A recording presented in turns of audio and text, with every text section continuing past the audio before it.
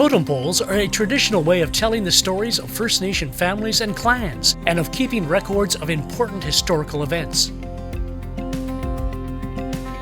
Many people think of the totem pole as belonging to Indigenous cultures all across Canada. But did you know that only 6 West Coast First Nations are responsible for the creation of totem poles? They are the Haida, the Newhawk, the Kwakwaiakwak, the Tlingit, the Tsimshian, and the Coast Salish.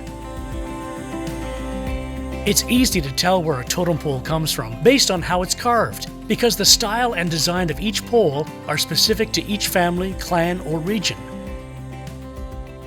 Most totem poles were carved from mature cedar trees using sharpened stones and cedar carving tools. Cedar resists rot better than other trees and was therefore a natural choice to ensure that the stories are preserved for many future generations.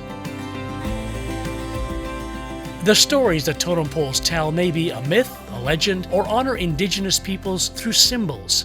The crests on a totem pole belong to a family and tell its story.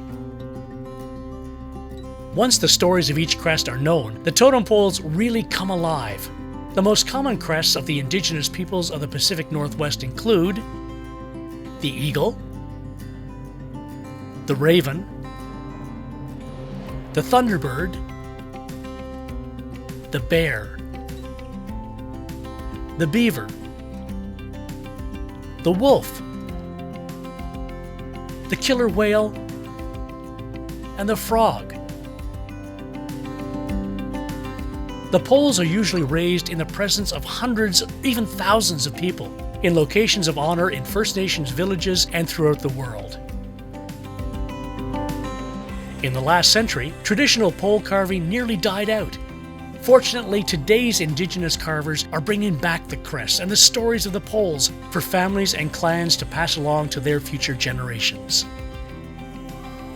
What would your totem pole look like?